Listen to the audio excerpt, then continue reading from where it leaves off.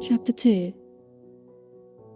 Suddenly, Mr. Ramsay raised his head as he passed and looked straight at her, with his distraught, wild gaze which was yet so penetrating, as if he saw you, for 1 second, for the first time, for ever.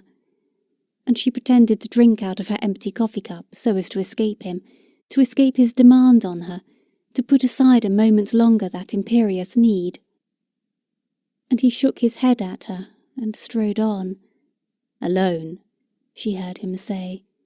"Perished," she heard him say. And like everything else this strange morning, the words became symbols, wrote themselves all over the grey-green walls. If only she could put them together, she felt, write them out in some sentence, then she would have got at the truth of things. Old Mr. Carmichael came padding softly in, fetched his coffee, took his cup and made off to sit in the sun.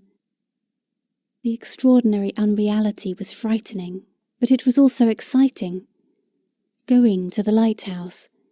But what does one send to the lighthouse? Perished, alone. The grey-green light on the wall opposite. The empty places. Such were some of the parts, but how bring them together, she asked. As if any interruption would break the frail shape she was building on the table, she turned her back to the window, lest Mr. Ramsay should see her. She must escape somewhere, be alone somewhere. Suddenly she remembered. When she had sat there last, 10 years ago, there had been a little sprig or leaf pattern on the tablecloth, which she had looked at in a moment of revelation. There had been a problem about a foreground of a picture. Move the tree to the middle, she had said. She had never finished that picture. She would paint that picture now. It had been knocking about in her mind all these years. Where were her paints, she wondered. Her paints, yes. She had left them in the hall last night. She would start at once. She got up quickly, before Mr. Ramsay turned. She fetched herself a chair. She pitched her easel with her precise, old-maidish movements on the edge of the lawn, not too close to Mr. Carmichael, but close enough for his protection. Yes, it must have been precisely here that she had stood 10 years ago. There was the wall, the hedge, the tree. The question was of some relation between those masses. She had borne it in her mind all these years. It seemed as if the solution had come to her.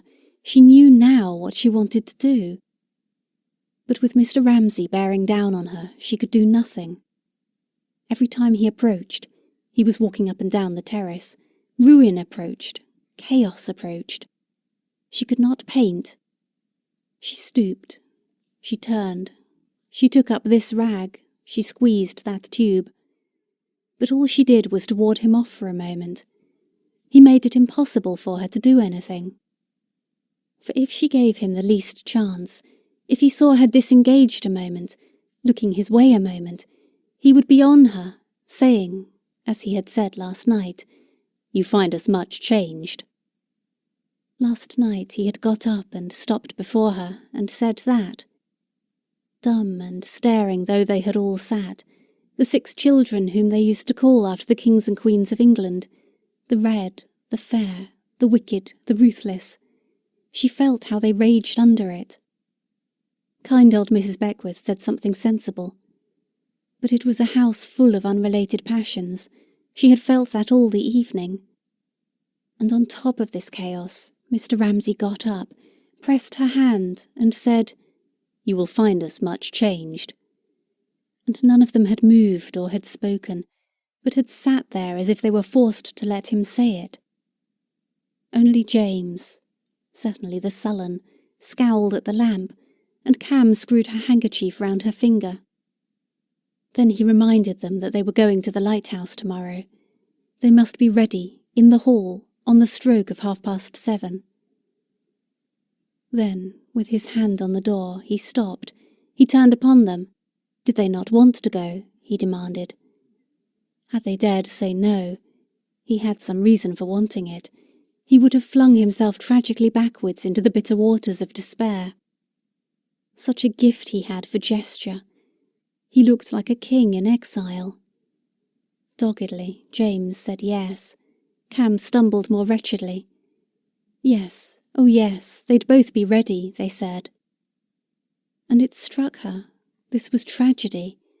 Not Paul's, dust and the shroud, but children coerced, their spirits subdued.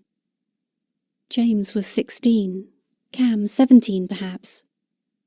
She had looked round for someone who was not there, for Mrs. Ramsay presumably. But there was only kind Mrs. Beckwith turning over her sketches under the lamp. Then, being tired, her mind still rising and falling with the sea, the taste and smell that places have after long absence possessing her, the candles wavering in her eyes, she had lost herself and gone under. It was a wonderful night, starlit. The waves sounded as they went upstairs. The moon surprised them, enormous, pale, as they passed the staircase window. She had slept at once. She set her clean canvas firmly upon the easel as a barrier, frail, but she hoped sufficiently substantial to ward off Mr. Ramsay and his exactingness. She did her best to look, when his back was turned, at her picture, that line there, that mass there. But it was out of the question. Let him be 50 feet away, let him not even speak to you, let him not even see you. He permeated, he prevailed, he imposed himself. He changed everything. She could not see the colour, she could not see the lines.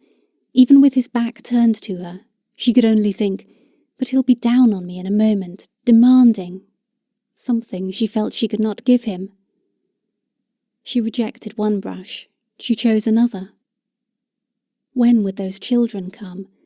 When would they all be off? She fidgeted. That man, she thought, her anger rising in her, never gave. That man took. She, on the other hand, would be forced to give. Mrs. Ramsay had given. Giving, giving, giving, she had died, and had left all this. Really, she was angry with Mrs. Ramsay. With the brush slightly trembling in her fingers, she looked at the hedge, the step, the wall. It was all Mrs. Ramsay's doing. She was dead. Here was Lily at 44, wasting her time, unable to do a thing, standing there, playing at painting, playing at the one thing one did not play at, and it was all Mrs. Ramsay's fault. She was dead. The step where she used to sit was empty. She was dead. But why repeat this over and over again? Why be always trying to bring up some feeling she had not got? There was a kind of blasphemy in it. It was all dry, all withered, all spent. They ought not to have asked her. She ought not to have come. One can't waste one's time at 44, she thought.